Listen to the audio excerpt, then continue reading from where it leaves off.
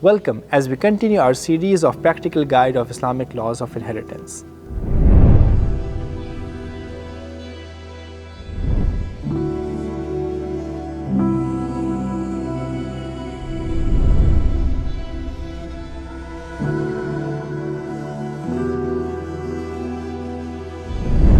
Okay, next now we move on to the definition of children, awlad.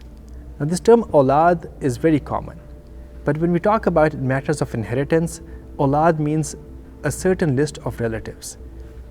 So who are those people?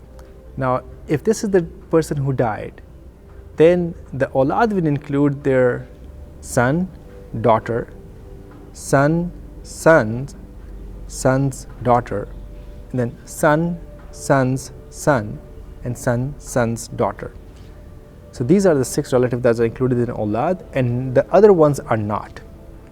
We wonder why not. Why are the children of my daughter not included in this awlad category? Well, in the matters of inheritance, first thing we always say is Allah knows best, wallahu a'lam. And the second thing we should know is that everyone in this lineage is actually connected to someone else. If my daughter's children, they have a different grandfather as well, the second grandfather, and they are connected to that person. They are connected to their father's father. So everyone has a connection with one lineage. Now it's your draw of luck that if you had a rich grandfather from the mother's side, or if you have a rich grandfather from your father's side, but you are connected with one lineage. And the other thing is that if you know that there is a certain relative who is not getting your inheritance, who won't be in your list of heirs, then you know that you could use your 1/3 will to give to that relative if you really wanted to. The command of Allah, which talks about 2:1 for males and females, is applicable in these relationships, which is children, haqiqi brothers and sisters, and for alati brothers and sisters. So only in these relationships we see the male get twice as females. And the reference is directly from the Quran, so there's no argument about it.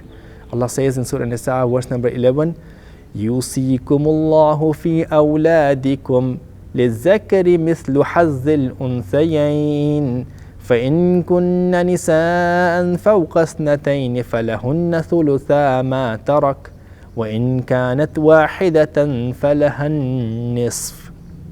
That Allah gives you advice or guides you in the matter of your children, that for male is equal to 2 females. And then if you only have females, and if there are more than 2, then they will have 2/3 of what is left. And if there's only 1 female, then she will have half. But when there are males and females both present, then the ratio will be 2:1. And then Surah Nisa, verse number 176, Allah says about the siblings, وَإِن كَانُوا إِخْوَةً رِجَالًا وَنِسَاءً فَلِلذَّكَرِ مِثْلُ حَظِّ الْأُنْثَيَيْنِ. That if the dying person has siblings and they are male and female siblings, then they will have 2:1. And this refers to the haqiqi siblings and alati siblings. So these are the 5 relationships in which there is 2:1 distribution among males and females, which is son and daughter, son, son, daughter, son, son, and son, son's daughter. 3 relationships from awlad, and then haqiqi or real brother and real sister, alati or paternal brother and paternal sister. That's it, these 5 relatives. And after that, other males and females may not have 2:1. In some cases, the females are getting a share and males are not. In terms of parents, mother and father, they might both get 1/6. And in certain scenarios, father might get a little bit more. And then we talked about in cases of ikhyafi or maternal brothers and sisters, they get equal, 1:1. And then among grandparents, the maternal grandmother has a share of 1/6 if the deceased does not have a mother, but the maternal grandfather does not even have a share. So Allah knows best, wallahu a'lam. So now I want to talk about the famous 5.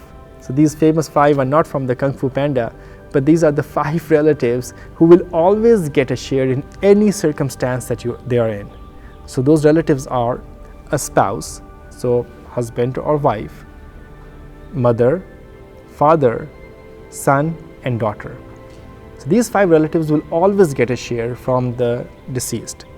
Now, depending on who among them is alive and who is not, then it goes on to the next levels of relatives. But these 5 will always get a share. Another term that is used in the Quran is kalala. And kalala refers to a person who died and who did not have a father at the time of his death, like the father had already died, and he does not have any children at the time of death. So this would be kalala, and in this case the inheritance certainly goes to the siblings around him. We might not use this term in the algorithms anymore, but this is a term mentioned in the Quran, so I wanted to explain it to you. Okay, now I want you to look at your guide and look at the table that shows abbreviations.